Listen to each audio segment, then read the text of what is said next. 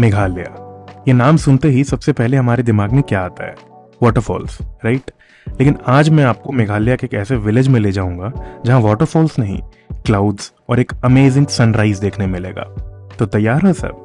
बहुत सुंदर है भाई, मेघालय अति सुंदर है। एशिया के क्लीनेस्ट विलेज मोलिंगलोंग में एक रात गुजारने के बाद हम निकल गए बादलों से बात करने। जी हाँ, मैं झूठ नहीं बोल रहा। अगर विश्वास नहीं होता है तो ये वीडियो एंड तक जरूर देखना।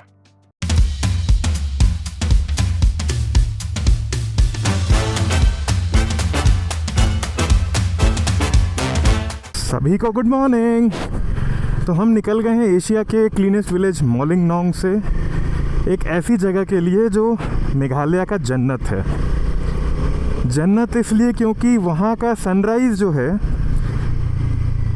ये जितना वीडियो में खूबसूरत लगता है उससे 10 गुना एक्स्ट्रा खूबसूरत, 10 गुना 100 गुना एक्स्ट्रा खूबसूरत है ये रियलिटी में। मैं इस जगह का नाम आपको वहाँ पहुँच के बताऊँगा। और ये जो जगह है ना, ये मतलब जस्टिस नहीं कर पाता है उस सनराइज़ को, लगता है। मतलब वो लगता है वो स्वर्ग में क्यों नहीं है, ये धरती पे ऐसी जगह है क्यों। तो बने रहिएगा। आज का ये व्लॉग बहुत ही सुंदर होने वाला है क्योंकि एक बहुत बड़ी खुशखबरी है। वो जो 3-4 दिन पुराना मेरा इंस्टाग्राम का रील जिस पे लोग गालियाँ दे रहे थे, जो मैंने पेरेंट्स के बारे में बनाया था, that video is the first video to cross 2 million views और आज सुबह सुबह मम्मी का फ़ोन आता है और मम्मी ने बोला, बेटा कॉन्ग्रेचुलेशंस, हमने देखा तुम्हारा वीडियो 2 मिलियन व्यूज़ चला गया। और खुशखबरी उससे भी बड़ी ये कि मम्मी ने बोला कि पापा भी खुश हो रहे थे कि कुछ तो किया है, कि मतलब लोग देखे हैं या जो भी। मतलब आप देख रहे हो कि मेरे पेरेंट्स कितना पॉजिटिव थे कि ठीक है, कुछ लोग इसके बाल पे विग पे कमेंट कर रहे हैं, कुछ लोग गालियाँ दे रहे हैं, ऑब्वियसली वो नहीं समझे थे, लेकिन अब सही बात ये है कि मेरे पेरेंट्स समझ गए हैं, तो मुझे अब किसी और को समझाने की ज़रूरत ही नहीं है। एक बार के लिए मेरे को लगा कि यार एक्सप्लेनेशन देना चाहिए, तो मैंने एक वीडियो बनाई भी। और आप उस वीडियो पे जाके देखोगे ना, तो सारे लोग यही बोल रहे हैं कि भाई आपको कोई एक्सप्लेनेशन देने की ज़रूरत नहीं है। जो उस दौर से नहीं गुजरे हैं ना, उनको नहीं पता आप किस बारे में बात कर रहे हो। पेरेंट्स की रिस्पेक्ट करनी चाहिए, मैं थोड़ी बोल रहा हूँ ना, आप बोल रहे हो कि रिस्पेक्ट मत करो, लेकिन उनको नहीं पता कि टॉक्सिक पेरेंट्स कैसे होते हैं। और अब जब पेरेंट्स ने उस चीज़ को समझ लिया और उस पर खुश हैं, तो और क्या चाहिए होता है भाई एक लड़के को। एक शेर सुनोगे? तो अर्ज़ किया है कि उनको कोई बता दे, हमने हर आंसू पानी समझ के पिया है। उनको कोई बता दे कि हमने हर आंसू पानी समझ के पिया है। अभी तो सिर्फ मोहब्बत की है, इजहार कहाँ किया है। ये मुझे बड़ा प्यारा शेर लगता है। मैंने ही लिखा है, ऑब्वियसली मैंने लिखा है, मैं दूसरे के शेर नहीं सुना रहा अभी।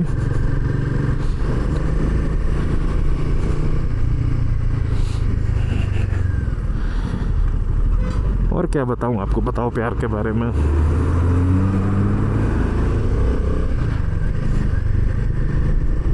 आपको पता है मैं चीज़ों के बारे में, लाइफ एक्सपीरियंसेस के बारे में इतने डिटेल में आपको क्यों बता पाता हूँ? इसलिए नहीं कि मेरे बहुत सारे रिलेशनशिप्स रहे हैं ऑल दैट। मैं आपको इतने कॉन्फिडेंस के साथ इतनी सारी चीज़ें इसलिए बता पाता हूँ क्योंकि मेरे जो एक्सपीरियंस है ना, वो लोगों के साथ रहे हैं। मैंने हज़ारों लोगों से बात करी है, उनकी कहानी जानी है, उनको करीब से जाना है, उनके दर्द को समझा है। तो मुझे पता है कि क्या चीज़ दुनिया में कैसे काम कर रही है। हालांकि ऐसा नहीं मैं बोलना चाह रहा कि हर चीज़ मेरे को पता है, बट चीज़ें पता है मेरे को, और इसीलिए मैं गर्व से उनके बारे में आपको बता पाता हूँ। और मैं ये भी नहीं चाहता कि मेरे नहीं बताने के कारण आपको नुकसान हो। मैं चाहता हूँ आपको मैं मैक्सिमम चीज़ें सिखा सकूँ, बता सकूँ। आई नो आप मेरे पे भरोसा शायद नहीं कर पाओ, लेकिन किसी दिन मेरी बातें आपको ज़रूर समझ आएंगी। मैं भगवान नहीं हूँ, मैं बस एक ऐसा इंसान हूँ जो अपनों से पहले दूसरों का सोचता हूँ और अच्छा सोचता हूँ।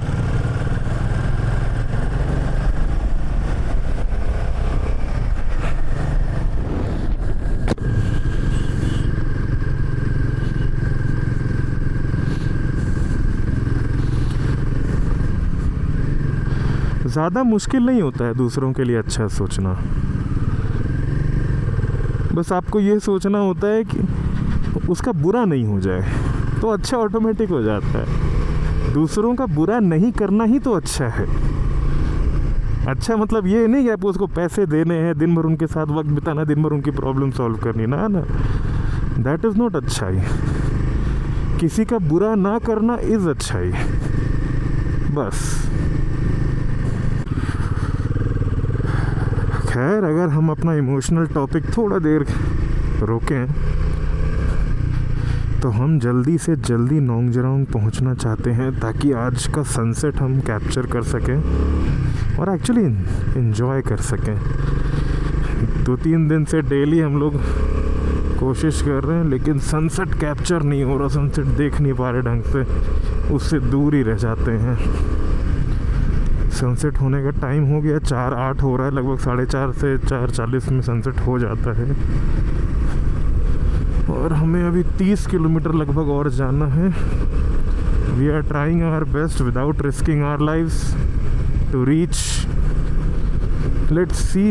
रास्ते उतने भी ख़राब नहीं हैं, बीच में छोटे छोटे रफ पैचेस हैं, बट उतना तो मेरी धन्नो संभाल लेती है। उतना क्या, उससे बुरा संभालेगी मेरी धन्नो। तो बस वो कवर करने की कोशिश कर रहे हैं और अब आपसे डायरेक्ट मुलाकात नोंगजरांग के सनसेट के साथ होगी, अगर हम उसे पकड़ पाए तो। चलिए।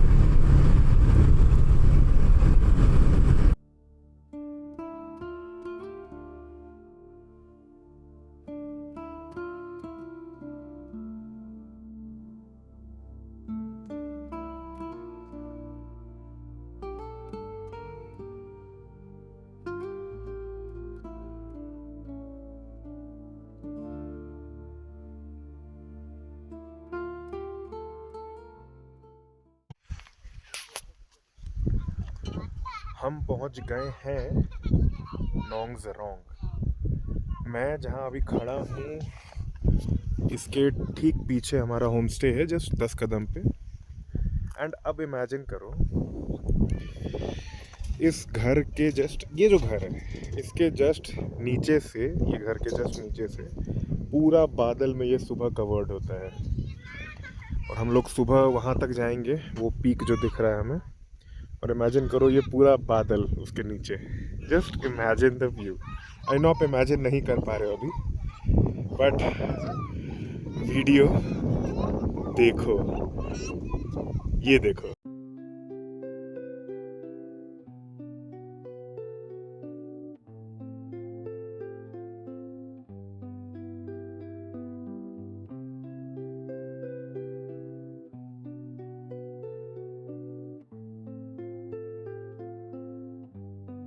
यूं धरती के किसी कोने में बैठना, बादलों को नजरें झुका के देखना, धड़कनों का तेज हो जाना, जिंदा रहना इसी को तो कहते हैं।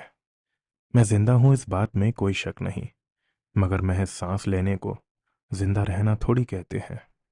माना मुश्किलें बहुत हैं, मगर डर जाएं जिंदगी की चुनौतियों से तो उसे जिंदा रहना थोड़ी कहते हैं। और मैं रात में अपने होम स्टे के बाहर यूं ही टहल रहा था, तभी मुझे कुछ सुनाई देता है।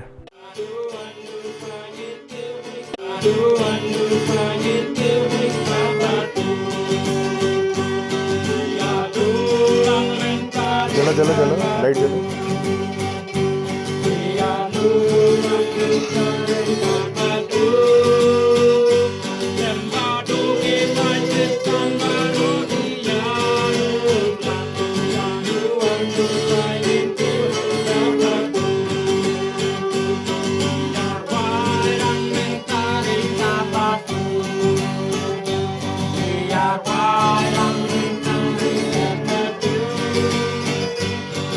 ये नोंगजरौंग के लोकल रेसिडेंट्स थे जो एक शादी में गाने के लिए कुछ सॉन्ग प्रिपेयर कर रहे थे। हालांकि मुझे समझ में तो कुछ भी नहीं आया, लेकिन इनका ट्यून, इनकी डेडिकेशन आप देख रहे हो कितनी अमेजिंग है। और जब इन्होंने मुझे बहुत देर तक खड़ा हुआ सुनते हुए देखा तो इन्होंने मुझे कुछ हिंदी में गाने के लिए कहा, और इससे अच्छा गाना मुझे उस समय समझ में नहीं आया। हालांकि उनको मेरा गाना भी समझ में नहीं आया, लेकिन मेरा गाना बनता था।